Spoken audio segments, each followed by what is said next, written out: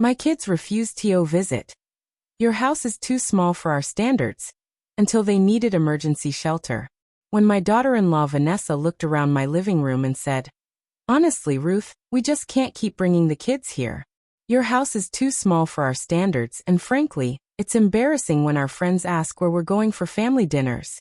I simply nodded, walked to my kitchen, and started washing dishes. By the next morning, my son Bradley had discovered that the luxury townhouse he'd been renting for 3 years was suddenly no longer available, and he had 30 days to find new housing. They thought they were dealing with a lonely old widow living in a tiny outdated house. They were about to learn I was a retired property developer who owned half the rental market in this town. Justice must be restored and arrogance punished. You won't believe what I did next. Before we continue, please subscribe to the channel and let us know where you're listening from in the comments. For 42 years, I'd lived in the same cozy 3-bedroom ranch house where I'd raised Bradley and his sister Chloe. It wasn't fancy, just 1,200 square feet with original hardwood floors, a small but functional kitchen, and a backyard where my grandchildren used to love playing on the swing set their grandfather built before he passed. But apparently that wasn't good enough anymore. It started subtly. Bradley would make comments about how cramped family dinners felt, or how there wasn't enough parking in my driveway for both their cars. Vanessa would suggest we meet at restaurants instead, saying it was easier for everyone. My daughter Chloe and her husband Nathan began finding excuses to skip family gatherings altogether. What hurt most was watching my grandchildren Bradley's twins Austin and Melody, and Chloe's son Wesley, slowly stop asking to come to Grandma Ruth's house. At ages 8, 10, and 7, they were being taught that their grandmother's home wasn't worth their time. "Mom, we need to talk," Bradley said one Sunday after church. He and Vanessa had followed me home, but they stayed standing in my entryway like they couldn't wait to leave. "Of course, honey. Let me make some coffee." "Actually, we can't stay long," Vanessa interrupted, checking her expensive watch. "We have plans." Bradley looked uncomfortable but pressed on. "Mom, it's about family gatherings. We think it might be time to make some changes." "What kind of changes?" Vanessa stepped forward, her voice taking on that fake sweet tone I'd grown to hate. "Well, Ruth, our friends have been asking about family dinners, and honestly, your house is it's not really suitable for hosting anymore." I felt something cold settle in my stomach. "Not suitable, how?" "It's too small," Bradley said quickly. "When we have everyone over, it's so cramped. And the kitchen can barely handle cooking for 8 people. I've been cooking for this family in that kitchen for over 4 decades. "That's exactly the point," Vanessa said. "Everything here is so dated. The furniture, the decorations, even the dishes. When our friends ask where we go for holidays, it's honestly embarrassing to describe." I looked at my son, the boy I'd raised, whose college tuition I'd paid, whose first house down payment I'd helped with, and saw him nodding along with his wife's cruel words. "So what are you suggesting?" "Maybe we could host holidays at our house from now on," Bradley said. "We have the space, the modern kitchen, the nice dining room." "And what about me?" "You'd be invited, of course," Vanessa said with that fake smile. "You could just bring a side dish or something simple." The dismissal in her voice was like a slap. After decades of hosting every birthday, holiday, and celebration, I was being reduced to a guest bringing a side dish to my own family gatherings. But the worst was yet to come. 2 weeks later, I overheard a conversation that shattered my heart completely. I'd gone to the grocery store and was loading bags into my car when I heard familiar voices from the next aisle over. "Honestly, I don't know how much longer we can keep up the pretense," Vanessa was saying to someone on her phone. "Bradley's mom lives in this tiny little house that's probably worth less than our cars. It's so embarrassing." I froze, my hands gripping the cart handle. "I know, right? And she insists on hosting everything like she's still relevant. The woman doesn't even have granite countertops or stainless steel appliances. It's like visiting someone who never evolved past 1980. My vision started to blur with tears, but I forced myself to keep listening. "Bradley's too nice to tell her how we really feel, but honestly, our kids are starting to notice too. Austin asked me why Grandma's house smells old, and why she doesn't have a big TV like everyone else." The conversation continued, but I couldn't hear any more over the roaring in my ears. I somehow made it home and sat in my driveway for 20 minutes, staring at my house through their eyes. It was small. It was dated. The exterior needed paint, and the landscaping was simple. But it was also paid off, well-maintained, and filled with 40 years of memories. It was the house where I'd nursed them through childhood illnesses, celebrated their achievements, and comforted them through heartbreaks. And they were ashamed of it. Ashamed of me. That night, I called Chloe to see if she felt the same way. "Oh, Mom," she sighed when I brought up family gatherings.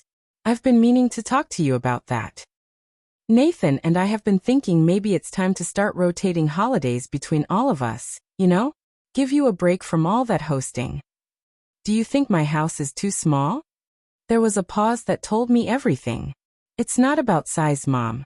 It's just, well, Wesley's friends have started asking why we always go to the little old house for holidays when everyone else goes to nice places." Even my 7-year-old grandson had been taught to be ashamed of his grandmother's home. That's when I decided enough was enough. What my entitled children didn't know was that their mother wasn't just some poor old widow living in a modest house.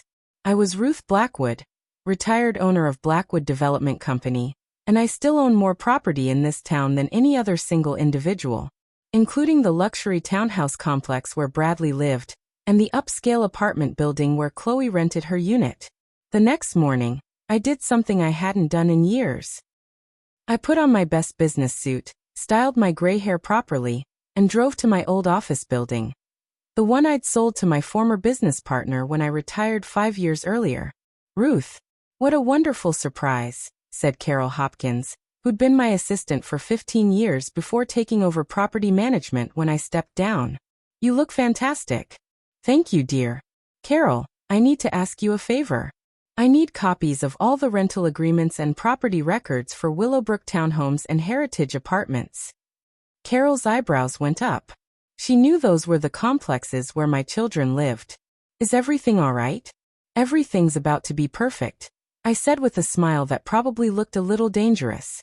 2 hours later, I was sitting in my tiny outdated living room with a stack of documents that would have made my children's jaws drop.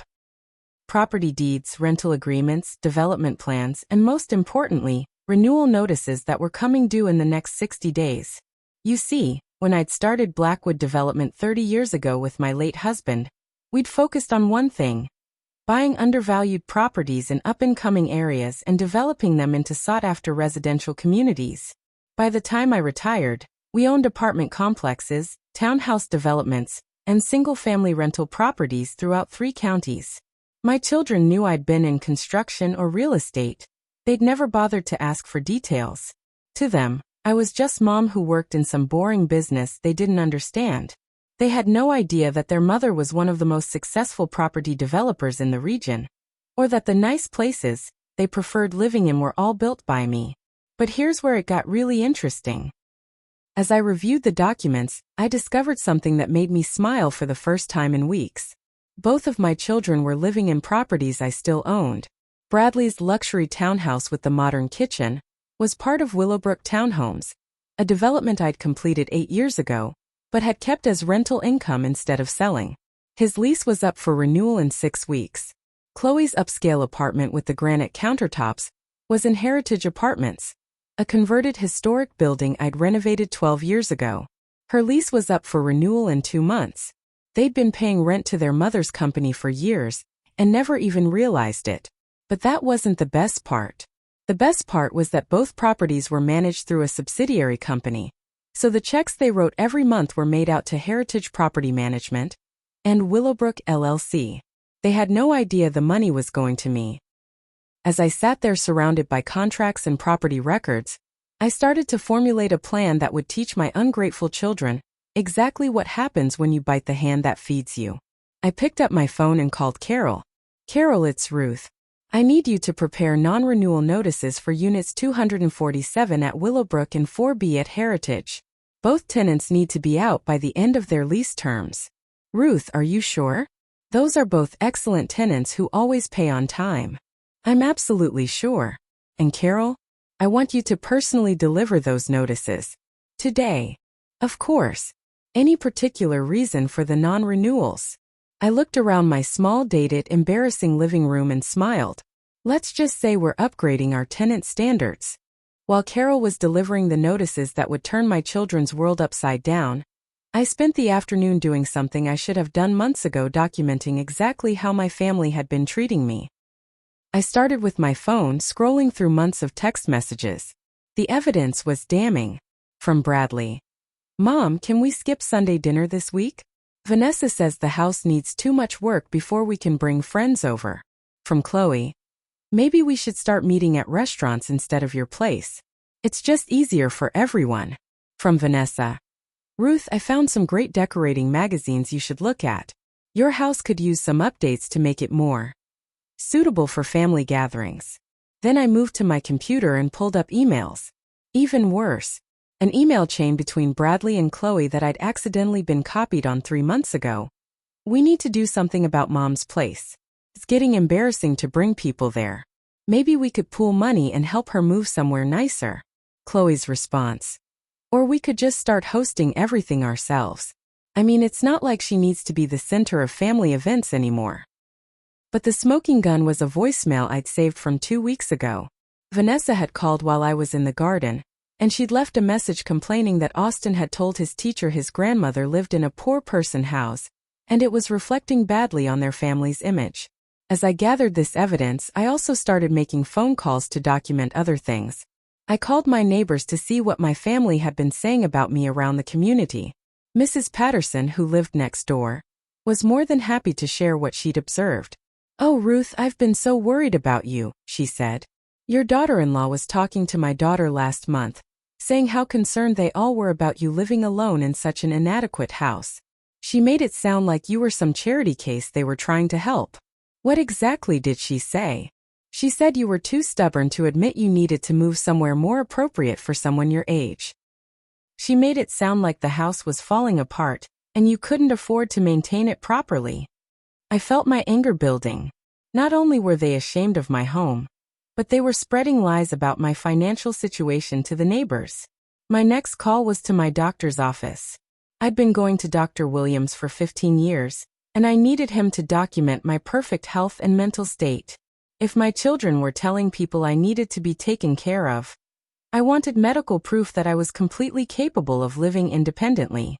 "Mrs. Blackwood, you're one of my healthiest patients," Dr. Williams confirmed. "Excellent blood pressure, good cholesterol, sharp as a tack mentally. You're in better shape than most people 20 years younger. Doctor, I need you to put that in writing. Official letterhead, the works." While I was building my case, my phone started ringing. First Bradley, then Chloe, both panicked and confused. "Mom, something weird happened," Bradley said when I answered his call. "Our landlord sent us a non-renewal notice. They're kicking us out at the end of our lease." "Oh no, honey. That's terrible. Did they give you a reason?" "Something about upgrading tenant standards and pursuing new rental directions. It doesn't make any sense. We've been perfect tenants." I made sympathetic noises while internally celebrating. "Well, I'm sure you'll find somewhere else." "Mom, this is a disaster. The rental market is brutal right now. Everything decent is either too expensive or already taken. And with Vanessa's new job starting next month, we can't afford to move too far away. I'm sorry this is happening to you both." "Actually, Mom." Bradley's voice got quieter. "I was wondering if maybe, just temporarily, we could stay with you while we look for a new place." The irony was so perfect I almost laughed out loud. The same house that was too small and embarrassing for family dinners was now being considered as emergency housing. "Oh, Bradley, I don't think that would work. You said yourself that my house is too small for your family. I wouldn't want you to be uncomfortable." There was silence on the line. I could practically hear him remembering his own words. "Mom, that was different. This would just be temporary." "I understand, honey. But I wouldn't want your friends to be embarrassed if they found out you were staying in such an outdated place." "Mom, I have to go, Bradley. I'm sure you'll figure something out." An hour later, Chloe called with almost identical news and an almost identical request. My response was exactly the same. By the end of the day, both of my children were facing homelessness, and their mother, the one they'd spent months insulting and dismissing, was suddenly looking like their only option. But I wasn't done with them yet. Not even close. What they didn't know was that losing their rental properties was just the beginning of a carefully orchestrated plan that would expose my children's true character to everyone who mattered. That evening, I spread out a large map of the county on my dining room table. The same table Vanessa had called too small for proper entertaining. Using colored pins, I marked every property I still owned, every development I'd built, and every business connection I'd maintained during my 40 years in real estate. The scope of my empire would have shocked them. 12 apartment complexes, 37 single-family rental homes, 2 shopping centers, and a small office park. Conservative value? Just over $32 million. And that didn't include the land holdings I'd kept for future development or the stocks and bonds from selling off other properties over the years. My tiny, outdated, embarrassing house sat on 3 acres of prime real estate that I'd been holding on to because of the sentimental value. But the land alone was worth more than both my children's annual salaries combined. As I studied the map, I realized something beautiful.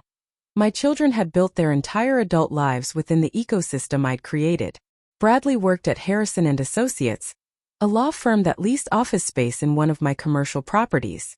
Chloe worked as a marketing coordinator for Summit Realty, which rented their offices in my downtown complex. Even their children's schools, their grocery stores, their gyms, everything they considered part of their sophisticated lifestyle, existed on land I'd developed or in buildings I'd helped finance. They weren't living in some elevated world above their poor old mother. They were living entirely within their mother's world. And they didn't even know it. I picked up my phone and started making strategic calls. First, I called Wayne Harrison, the senior partner at Bradley's law firm. Wayne and I had a long history. I'd sold him the land for his first office building 20 years ago at a very favorable price when he was just starting out. Ruth, how have you been? Carol mentioned you were back in the office today. I'm well, Wayne. Actually, I wanted to talk to you about one of your associates, Bradley Morrison. Bradley? Great kid. Smart, reliable, good with clients. Why do you ask? He's my son, Wayne. There was a pause. Your son? Ruth, I had no idea. He never mentioned his mother was Ruth Blackwood. That's because he doesn't know what I did for a living. To him, I was just mom who worked in real estate. But Wayne, I've become concerned about Bradley's character lately. I explained the situation not vindicatively, but factually. How my son had decided my home was too embarrassing for his standards. How he'd been telling people I was becoming a burden. How he'd systematically excluded me from family gatherings. Wayne, I built this community. I've employed hundreds of people, housed thousands of families, and contributed millions in tax revenue. But my own son thinks I'm some kind of charity case living in a shameful little house. Ruth, I'm shocked. Bradley always speaks well of his family. Does he? Has he ever invited you to a family gathering? Has he ever mentioned where those gatherings take place? Wayne was quiet. Actually, no. He's quite private about his personal life. Because he's ashamed of his mother. My next call was to Patricia Wells, who ran Chloe's company. Patricia and I had served on the City Planning Commission together for 8 years. Patricia, it's Ruth Blackwood. I need to discuss one of your employees with you. The conversation followed a similar pattern. Patricia was shocked to learn that her bright young marketing coordinator was related to me, and even more shocked to learn how Chloe had been treating her mother. Ruth, Chloe always talks about her sophisticated upbringing and her family's success in business. I assumed she came from money. She did come from money, Patricia. My money. But apparently, she's decided that the source of that money isn't good enough for her current standards. But my masterpiece was still to come. I had one more card to play that would expose everything. You see, there was a reason my children had been able to afford their high-end lifestyle despite having relatively modest jobs. For the past 10 years, I'd been supplementing their income in ways they didn't realize. The low rent they paid on their expensive apartments? I'd been subsidized. Tomorrow, they were going to learn exactly how much their sophisticated life depended on their allegedly inferior mother. And they were going to learn it in front of everyone who mattered. The next morning, I put on my best dress and drove to the country club. The same one where Bradley and Vanessa often bragged about having memberships they couldn't actually afford. What they didn't know was that I'd been a member for 20 years, though I rarely used the facilities. I'd arranged to have coffee with Helen Morrison, the club president and coincidentally Bradley's boss's wife. Helen and I had worked together on several charity boards over the years. "Ruth, you look wonderful," Helen said as we settled into a corner table in the club's elegant dining room. "I was so surprised when you called. I didn't even know you were a member here." "I prefer to keep a low profile, Helen. But I needed to discuss something important with you." I pulled out a folder containing copies of all the evidence I'd gathered, the emails, text messages, and recorded conversations where my family had spoken so dismissively about me and my home. "Helen, I need your advice on something. My son Bradley works for your husband's firm, and I'm concerned about some character issues that might reflect poorly on the company." As Helen read through the materials, her expression grew more and more appalled. "Ruth, this is terrible. Bradley has never mentioned that his mother lives in substandard conditions or needs financial assistance. That's because neither of those things is true." I pulled out my financial statements, property records, and the letter from my doctor. "As you can see, I'm perfectly healthy and quite well off. My son is simply ashamed of me because my house doesn't meet his wife's standards." Helen stared at the documents. "Ruth, you own Willowbrook Townhomes? That's where Bradley lives." "Among other properties, yes." "So he's been paying rent to your company while telling people his mother is a burden?" "Exactly." Helen shook her head in disbelief. "And this letter from Dr. Williams shows you're in perfect health. So all these concerns about your well-being are fabricated?" "Completely fabricated." As we were talking, I noticed Bradley and two of his co-workers being seated at a table across the dining room. Perfect timing. "Helen, would you mind if we invited my son over? I think it would be valuable for him to meet you, and I'd love to show him some of these property records he might find interesting." Bradley's face when he saw me sitting with Helen Morrison was priceless. He approached our table looking like he'd seen a ghost. "Mom, what are you doing here?" "Having coffee with Helen, dear. You remember Mrs. Morrison, don't you? Your boss's wife." "Of course. Mrs. Morrison, it's nice to see you again." Helen's smile was arctic. "Bradley, your mother has been telling me the most interesting things about your family situation." Bradley glanced nervously between us. "Oh, has she?" I gestured to the empty chair. "Sit down, honey. I was just showing Helen some papers you might find fascinating." As Bradley reluctantly sat down, I spread the property records across the table where his co-workers could see them from their nearby table. "Bradley, you'll never believe what your mother shared with me," Helen said, her voice carrying across the quiet dining room. "She owns Willowbrook Townhomes. Isn't that where you live?" Bradley's face went completely white. "You what?" "I own your townhouse, dear. Have for 8 years now. You've been paying rent to my company all this time." His mouth opened and closed like a fish. "And these financial statements," Helen continued, "show that your mother is worth quite a bit more than you've been telling people. In fact, she's probably one of the wealthiest members of our community." By now, Bradley's co-workers were openly staring. Other diners had started to notice the commotion. "But Bradley," I said sweetly, "didn't you tell me my house was too small and outdated for your standards? I'm so confused about why you'd want to stay there while you look for a new place." Helen looked at Bradley with disgust. "You asked your wealthy mother to provide emergency housing while simultaneously telling people she's a burden who lives in inadequate conditions." Bradley tried to speak, but no words came out. "Oh, and Bradley," I added, pulling out my phone, "I have some voicemails here that Helen might find interesting. Would you like me to play the one where your wife complains about how embarrassing it is to have a mother-in-law who lives in a poor person house? Mom, please. Or perhaps the email where you and Chloe discuss how you need to stop hosting family events at my place because it's not suitable anymore?" Helen stood up, her chair scraping loudly against the floor. "Bradley, I think your mother and I have heard quite enough. Wayne will be very interested to know about his associate's character issues." As Helen walked away, Bradley slumped in his chair. Around us, other club members were whispering and staring. His coworkers looked mortified to be associated with him. Mom, you don't understand. I understand perfectly, son. You're ashamed of your mother because her house doesn't impress your friends. But here's what you didn't understand. That house sits on land worth more than you'll make in your entire career.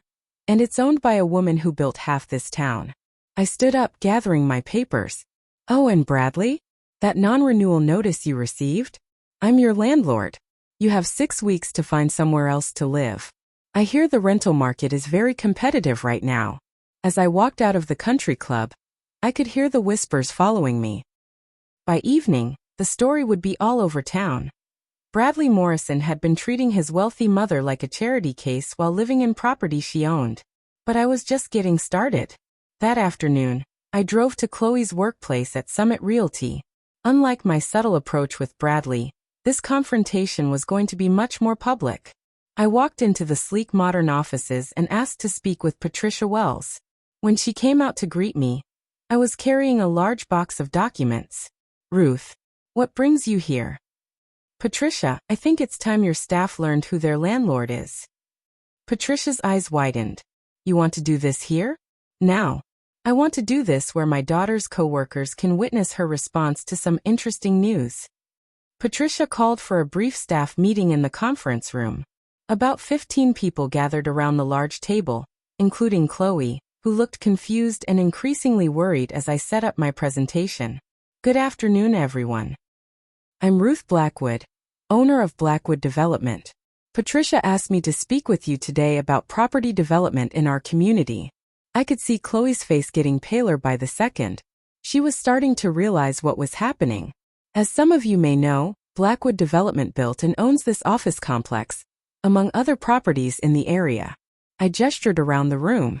We've been in business for 30 years, and we take great pride in providing quality housing and commercial spaces for our community. One of Chloe's coworkers raised her hand. Mrs. Blackwood, I live in Heritage Apartments. That's one of yours, right? Yes, it is. And speaking of Heritage Apartments, I'd like to discuss one of our tenants who's been having some interesting conversations about housing standards lately. Chloe shot up from her chair. Mom, what are you doing? The room went dead silent. Everyone stared at Chloe, then at me. Oh, didn't you know? Chloe is my daughter. I smiled at the shocked faces around the table. And yes, she's one of our tenants at Heritage Apartments. Patricia stepped forward. Chloe, you never mentioned your mother owned your building. I didn't know, Chloe whispered. You didn't know because you never bothered to ask what your mother did for a living. You just assumed she was some unimportant woman living in a tiny, inadequate house. I opened my box and pulled out printed copies of emails and text messages.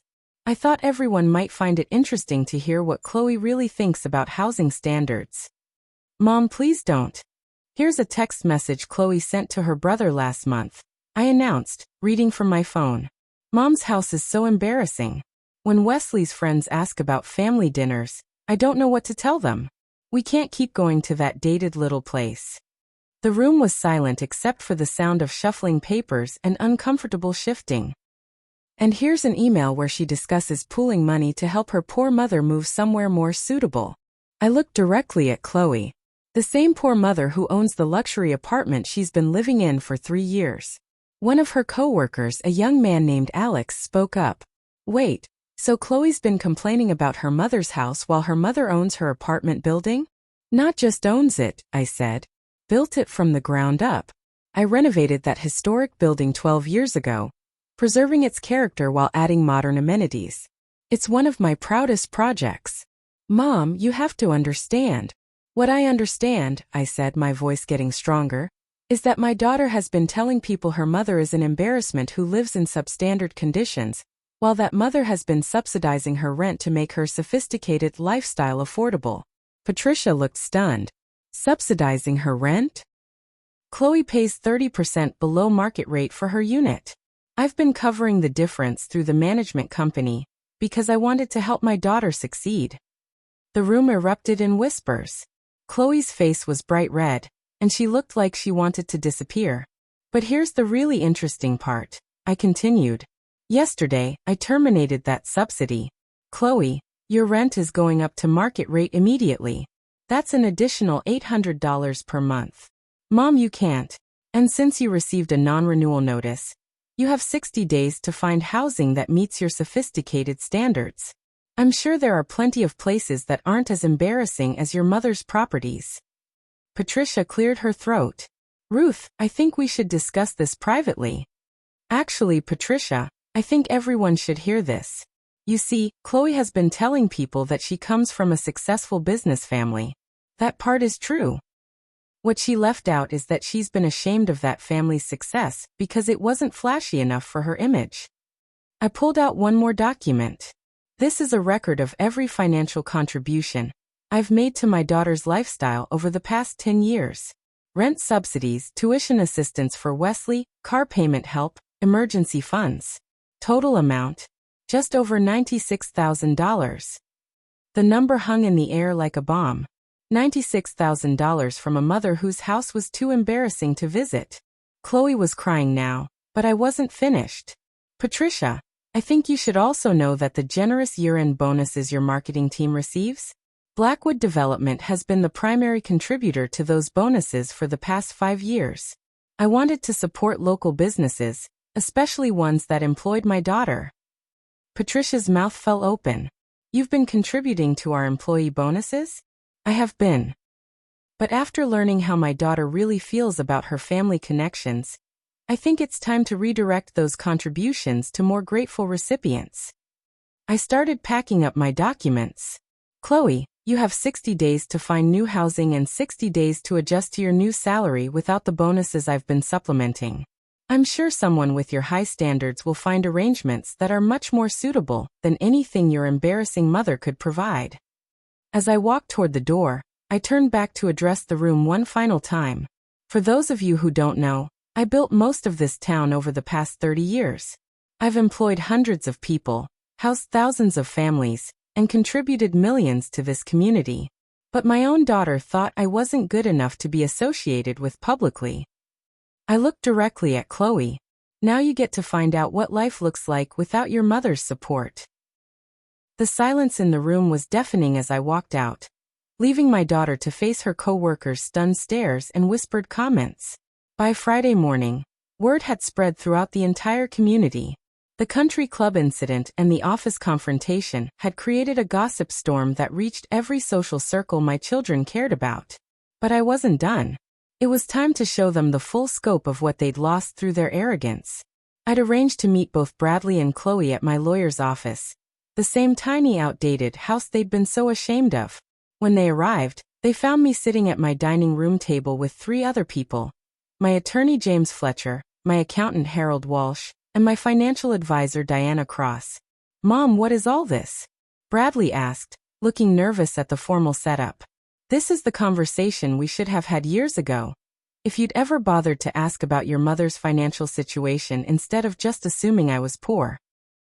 I gestured to the chairs across from me. Please sit down. There are some things you need to understand about your family's finances. As they reluctantly sat down, James opened a thick folder and spread documents across the table.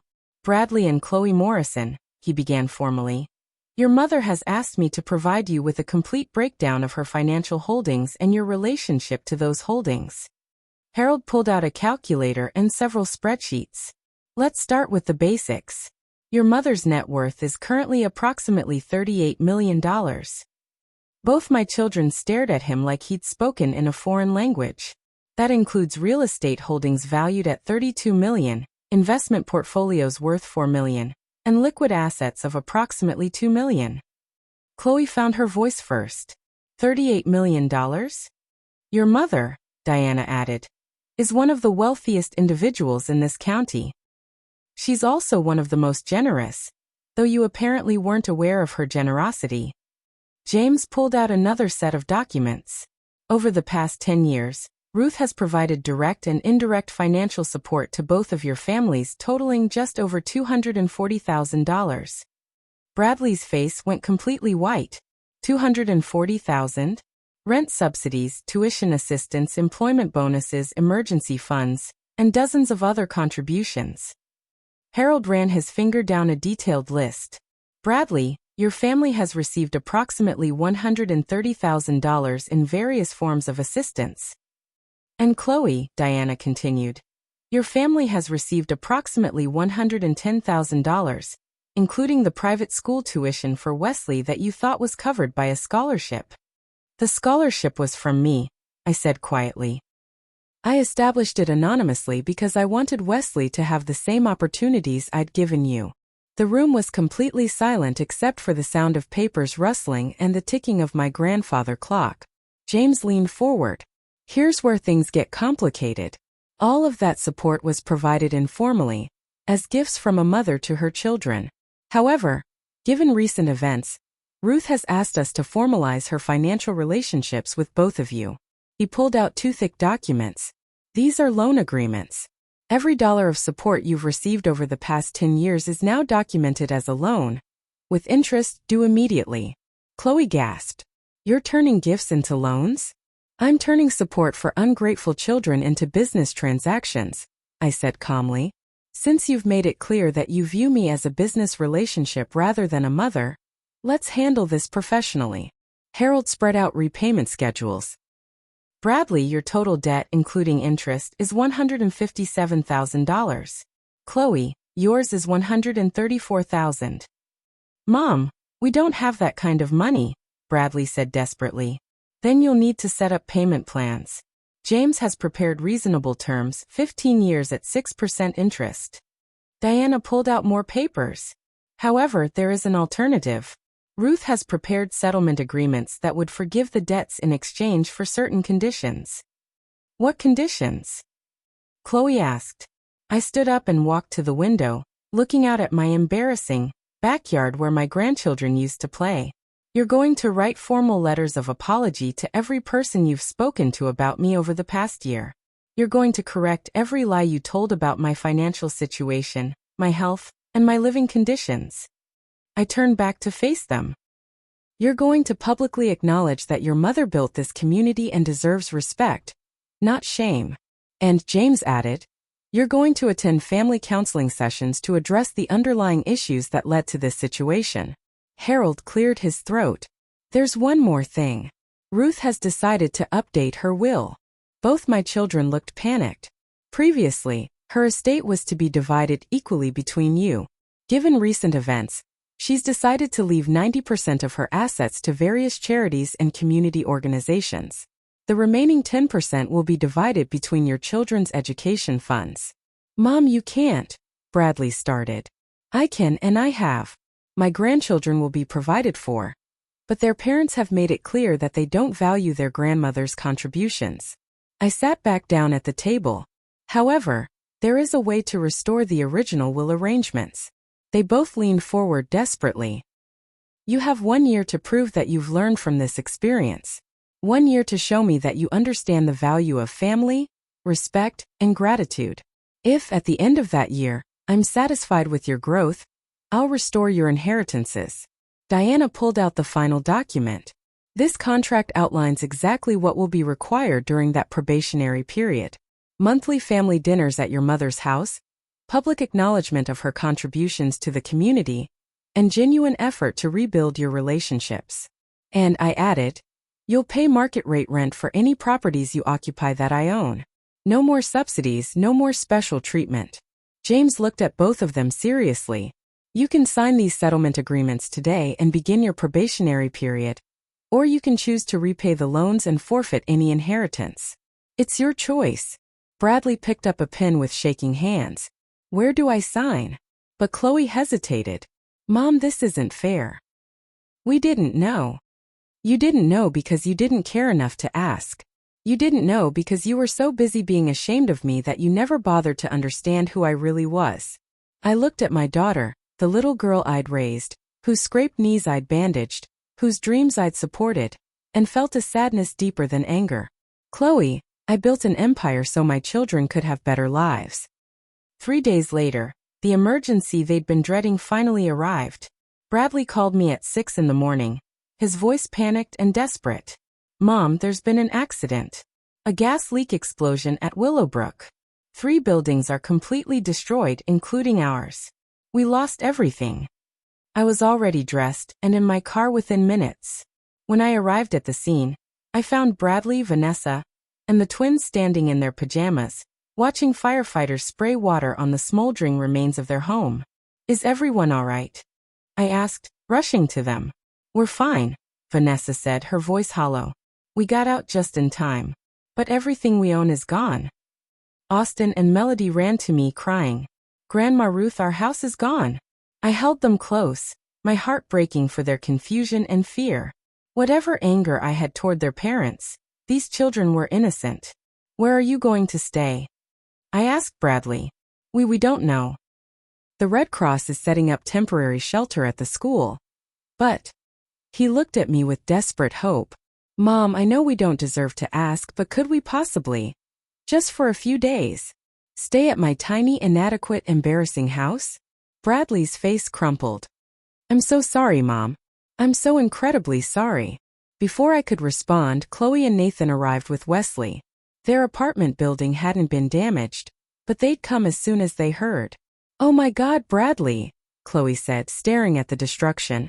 "What are you going to do?" "I don't know," he said quietly. Then he looked at me again. "Mom, I know I have no right to ask this, but my children need a place to sleep tonight." Vanessa, who had been silent through most of this, suddenly stepped forward. "Ruth, I owe you an apology. A huge apology." Her voice was shaking. "I've been horrible to you. I've said terrible things, and I've influenced my family to treat you badly." She was crying now, her perfect makeup running down her cheeks. I was so focused on impressing people, on maintaining an image, that I forgot what really matters. And now, when we've lost everything that I thought was important, the only person who can help us is the one I've been treating the worst. I looked at this woman who had spent months making me feel worthless, and saw something I'd never seen before. Genuine remorse. "Vanessa. No, please let me finish. Your house isn't too small. It's full of love and memories and 40 years of family history. My house was bigger, but it was never a home like yours is." She gestured to the destruction around us. All those things I thought were so important, the granite countertops, the stainless steel appliances, the modern furniture, it's all gone. But your house with your grandmother's china and your husband's handmade swing set, and your family photos on every wall, that's irreplaceable. Bradley was nodding, tears streaming down his face. "Mom, Vanessa's right. We lost sight of what matters. We got so caught up in appearances that we forgot that the most valuable thing we had was a mother who loved us unconditionally. Even when we didn't deserve it," Chloe added softly.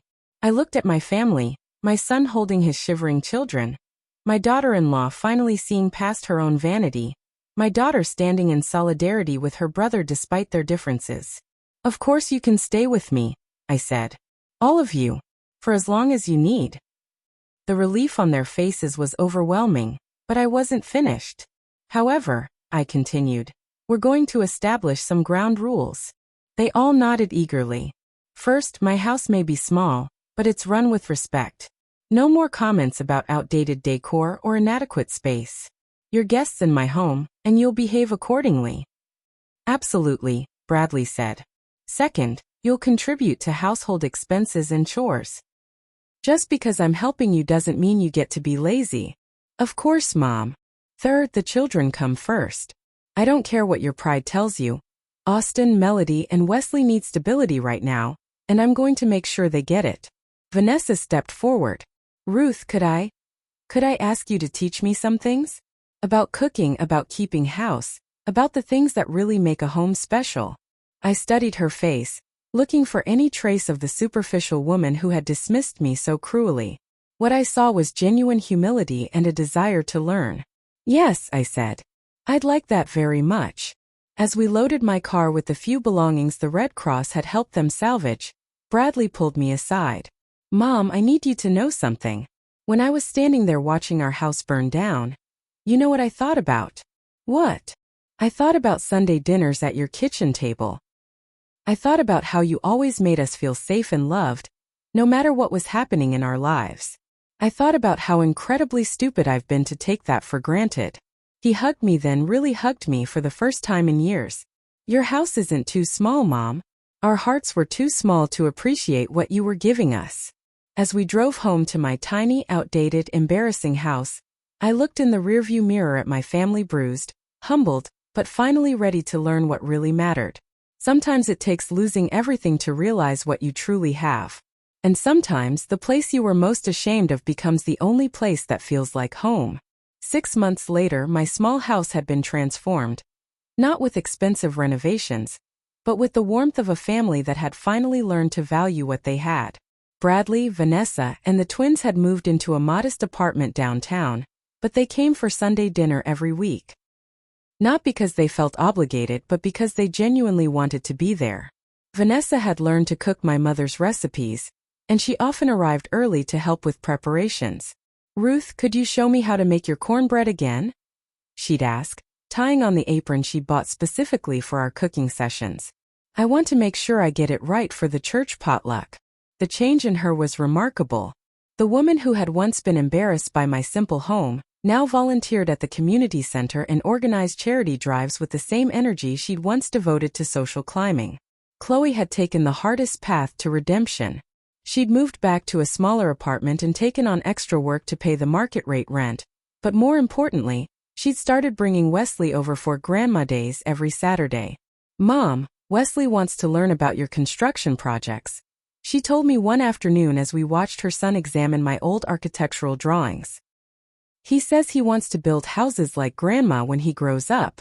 The boy who had once been taught to be ashamed of my poor person house was now fascinated by the technical drawings and blueprints that covered my office walls. Bradley had embraced his probationary period with determination that surprised everyone.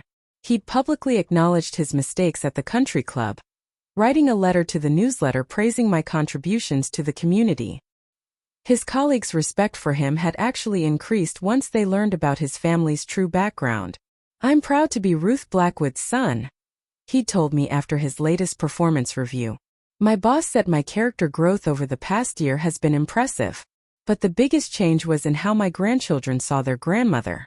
Austin, Melody, and Wesley had discovered that their grandmother wasn't just a nice old lady who baked cookies. She was a successful businesswoman who had built the community they lived in. "Grandma Ruth, did you really build the whole shopping center?" Melody asked during one of our Saturday afternoon walks through downtown. "I built most of it, sweetheart. Your grandfather helped design it, and we worked together to make it something the community would be proud of. Can you teach me how to build things?" "I'd love to." My relationship with my children had evolved into something deeper than it had ever been. They no longer saw me as just mom. They saw me as Ruth Blackwood, accomplished businesswoman, community leader, and family matriarch. But more importantly, I wasn't hiding those parts of myself anymore. The transformation had extended beyond my immediate family. Word of my children's awakening had spread throughout the community, and I'd received dozens of calls from other parents dealing with entitled adult children. "Ruth, could you speak at our community center?" Helen Morrison had asked. "We want to do a presentation about teaching gratitude to the next generation." I'd started volunteering as a mentor for young entrepreneurs, sharing the business knowledge I'd accumulated over 4 decades. My tiny house had become a meeting place for ambitious young people who wanted to learn about real estate development and community building.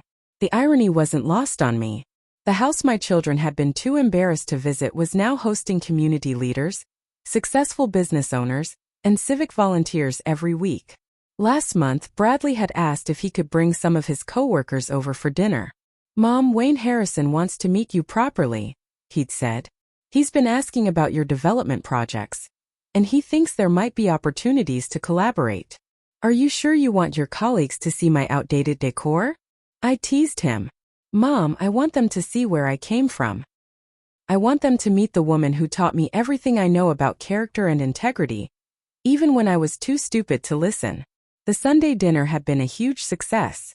Wayne and his wife had been fascinated by my stories about building the community from scratch, and they'd asked dozens of questions about my business philosophy. "Bradley," Wayne had said as they were leaving, "you never told us your mother was one of the most influential people in this county's development history." "I know," Bradley had replied. "I was an idiot for a long time, but I'm learning." As for the will and inheritance situation, I'd made my decision 3 months ago. My children had more than fulfilled their probationary requirements. They'd shown genuine growth, real remorse, and consistent effort to rebuild our relationships. But more than that, they'd proven they understood the difference between wealth and worth. I'm restoring your inheritance, I told them at our family meeting last week. But I'm also establishing a family foundation that will require your participation for the next 20 years. What kind of foundation? Chloe had asked. One that builds affordable housing, provides education scholarships, and supports small businesses. You're going to learn that having money means having responsibility to help others. Vanessa had been the first to volunteer. I'd love to be involved. Maybe I can organize fundraising events. The kind that aren't embarrassing to host in small, outdated houses? I'd asked with a smile. She'd laughed. Ruth, I'd be honored to host fundraisers in this house. It has more character and warmth than any mansion I've ever visited. Today, as I sit in my living room surrounded by family photos, architectural plans, and the comfortable furniture my children once found so inadequate, I can honestly say I've never been happier. My children learned that worth isn't measured by square footage or granite countertops. They learned that a person's value comes from their character, their contributions, and their capacity to love others. Most importantly, they learned that the woman they'd been ashamed of was actually someone they could be proud to call their mother. And I learned something too. Never apologize for who you are or dim your light to make others comfortable. The right people will recognize your value, and the wrong people will eventually learn it the hard way. My house is still 1,200 square feet with original hardwood floors and a small kitchen. But now it's filled with laughter, respect, and the kind of love that can't be purchased with expensive renovations. Sometimes the smallest houses hold the biggest hearts. And sometimes, the people who think they're too good for you just need a reminder of where they really came from. If this story got you thinking, go ahead and hit that like button. Don't forget to subscribe for more real stories that hit deep, and tap the bell so you don't miss what's coming next. And hey, if you know someone who needs to hear this one, share it with them. Thanks for watching.